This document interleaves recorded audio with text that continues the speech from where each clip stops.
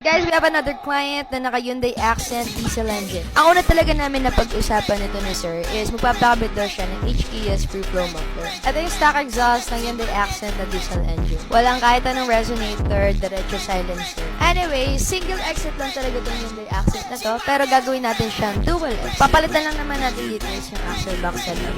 So mula dito sa flange na to, sa pinakadulo, diyan tayo mag-i-start mag-forma. Pero sa mga nagtatanong, yes, available din po siya for full exhaust, catback setup. Tapos kung gusto nyo tip or muffler lang, pwede rin naman. So ayan guys, tapos na nga gawin tong dual exit sa Hyundai Accent diesel engine. And ito yung sound niya.